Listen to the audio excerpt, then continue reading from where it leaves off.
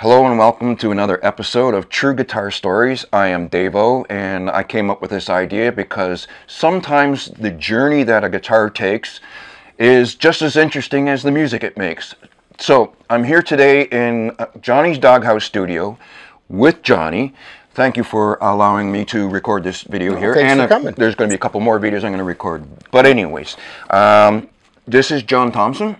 Thank you for being on Thanks for letting me True be Guitar part of Stories. Yeah, thank you for being enthusiastic about it. Let's dive right in. My first question is, why did you start playing guitar in the first place? I was 8 years old, saw the Beatles on Ed Sullivan. Yeah, I think a lot of people ended up that, and I was hooked. And I said to my parents, I want to play guitar. I want to learn to play the guitar. And I bugged them for 2 years. And then finally, when I was 10, they caved and signed me up at the Royal Conservatory of Music. Cool. To learn to play. And they came out to interview me to see if I had an ear for music. They brought an acoustic guitar that was badly out of tune, and he tuned it. And as he was tuning it, he says to me, you tell me when the notes sound the same. So he tuned it up, and I kept saying there, there, there, there. And I guess I passed. You could figure out the pitch. Yeah. So he says, well, he's got an ear for it. He's got tone in his head. So, yeah, we could do this. And then 2 weeks later, they came back with this guitar that it looked like a dobro. And it was a steel guitar. All steel? Well, the guitar was wooden, but it had the big sound cone in it, the big resonator in it. Okay. And this piece of metal. And he says, we're going to teach you to play. And the guitar sat flat on my lap. I had this thing he put in my hand, showed me how to turn it. He says, do this. And then he says, we're going to hit notes this way. And I'm going, this is not what John Lennon plays. And I'm going, sorry. I have to interrupt you here because like your story is almost identical to mine. Continue. And I said, well, this is not what I signed up for. And but I was determined to learn if this is how I had to do it. He said I had to learn on this first before they gave me a real guitar. Well, an acoustic guitar. So then I did that for 4 to 6 months, I think. I can't remember how long it was. I was 10 at the time. And then he brought an acoustic guitar, and I'm looking at it, I'm going, still not what John Lennon plays, right? So I learned to play, and then they let me borrow the guitar, and then they said, well, he's serious enough about it, it's time for a purchase. So we went down to their office. They had a room with all these guitars set up in a semicircle. They had them acoustics, electric guitars. And this one was standing in a set alongside I think it was a 1962 or 63 Fender Stratocaster. Well, I guess that kind of sort of leads me to my next question. Yeah, why this one? Well, as you can see, it was, from the guitars of the day, this had a really unusual shape to it. Later years, I realized it looked like a Fender Jag. It has that. It has that look about it. Yeah, it was, but it was this unique in the color and the unique look of it. It just caught my eye. I'd never heard of Toledo guitars, but I think they were I think they're made by Aja Guitars. Okay. In Japan, it's Japanese made, but it just caught my eye. And later years, thinking back, I should have grabbed the 62 Fender because it's worth $125,000 now. Well, this one's probably still worth the $250 my parents paid for it. Right. But $250 for a guitar and an amp back in those days was a ton of money for my parents to let out. So I had to be serious. Yes. So they bought it for me, and I go, now we're talking. And then back to the lessons again every week, and I'm playing March of the Tin Soldier. All those kind of songs they teach you at the Royal Conservatory. So I just asked them point blank. I said, when can I learn to play something by the Beatles or Led Zeppelin? We don't teach rock and roll. It's not real music. No, yeah, I've heard that before. So I was thoroughly disappointed. Yes. So I went home and I told my mom, I said, I don't want to take lessons anymore. I want to learn to play myself. And she was a little bit off about that because they'd spent a ton of money on it. I said, I will learn to play it. And they said, well, if you don't learn to play it, it gets sold. So my dad had one of those big console stereos. On went my back in the 60s. Meet the Beatles or Beatlemania album, the first album they had, and I kept moving that needle back. Never in my father's presence, because he would have killed me. Right. Kept dragging that needle back across the record to learn how to play songs, right? But that's how I learned. I learned by ear. My stereo. Yeah, yeah, big time. You didn't play with my dad's stuff. And this is, I forgot to say in my video, but my teacher, turntable tutor. Yeah, well, that's how I learned. I did not have guitar lessons. No. I had one guitar lesson, which is in my story, but after that, it was I could turntable still tutor. read basic music. This is the basic stuff. Yep.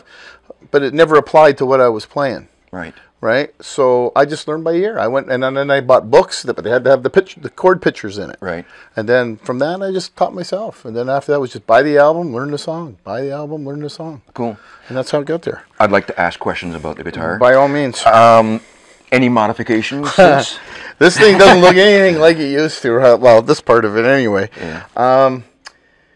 I was about 16 or about 16, 17, playing with a band in high school, and this used to have single coil pickups, kind of like the one you see in the back end of. You'll see it in Michael's. Slant? Yeah, you'll see it in Michael's telly when there's a little black pickup, and Yes. that's what they look like. Anyway, the bridge pickup went, so I took it to a guitar shop down on the Danforth. It runs in my mind the name is Sykes, but that might be confused with a sporting goods store I used to go to. But anyway, I took it to a guitar shop down on the Danforth, and the guy said the pickup's gone, and you can't get a matching one, so we'll go put new pickups in it. But they had to cut the pick guard to make them fit. Yeah. And he kind of straightened them a bit, but they were ugly. They were too wide. The posts weren't even close to where the strings were, and it sounded like crap. Yeah. But I played it for a while, and then it started acting up. It started feeding back and stuff, and then after you get to college age, I kind of stopped playing for a while. Went off to college. So the band all went in their separate directions. So it kind of got put in a box and forgot about for a while. There was a faceplate that covered this part and a whammy bar. No, there is a whammy bar for it. Okay. I do have the whammy bar in a box somewhere. But I'm not a big whammy player, so I never. Springs on the back? Oh, it's got springs. It's got three springs, but they're inside. You got to take this off to get at them, though. It's not string through the body. No, it's not string through body. That guy who fixed the neck in it, when I took it in to get it redone again, they took the neck off it and found 4 cut dimes under the neck the guy had put in it to raise it. Shim it. Yeah, so it's all properly done now. Yeah. But anyway, yeah. Could at least spend them? Well, no, he cut them off on one side to make them fit. But it was about, my son was about 10, and he found my guitars up in the loft. We had a farm. I had them out, I had a workshop there, woodworking shop. He found them up there, and he said, "Dad, can you teach me to play guitar?" And I said, "Well, this one doesn't work." But I had an old acoustic. So anyway, I in the last few years, there was a place called Coffee Guitar down on Bloor Street. Bruce there used to be the guitar tech at Long and McQuaid. I took it into him, and I said, "Can you bring this back to life?" So he opened it up, and he said, "The inside is total trash. So it needs complete rewiring, and the pickups are no good, the wrong kind of pickups." But he says, "If I can have it, I've got as a project, I'd be happy to work on it if I have free reign to do what I want." Cool. So I said, "Knock yourself out." 3 weeks later, he called me, says, "Good to go."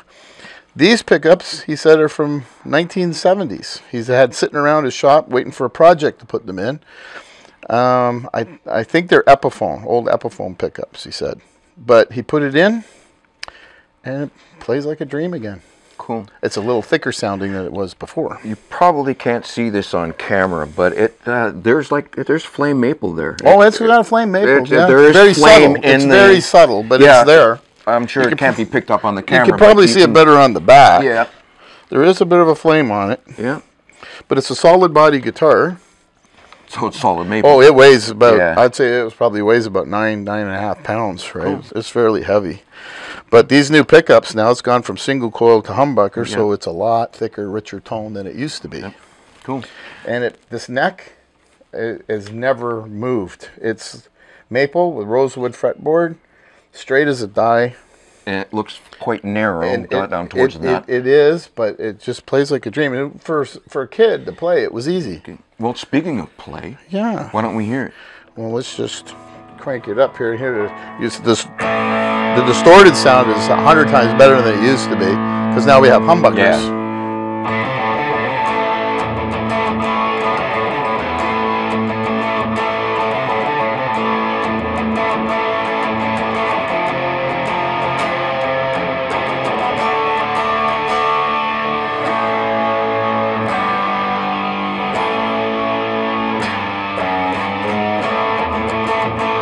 So you can see it's got a really cool tone. Yeah. Even the clean tone in it.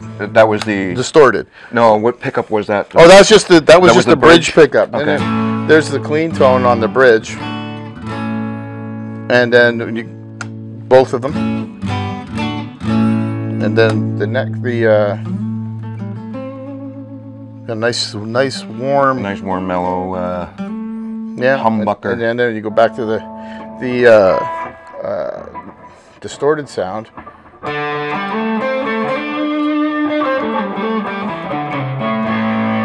then you're both the pickups. And then, but it comes alive with the with the bridge pickup, yeah.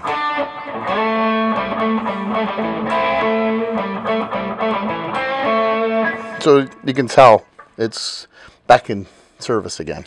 So that was purchased, what, late 60s? It was, okay, I was 10 in 66. This would have been 1967. When I was 11, they bought this. So I started lessons in 66, or late 66. They bought this in 67. Wow. And it was brand new. Yeah. The Strat was a few years old that I looked at. And like I say, looking back, it was, it was worth $250 then, $125,000 now. This is $250 back then. Now that's with an amplifier. Yes.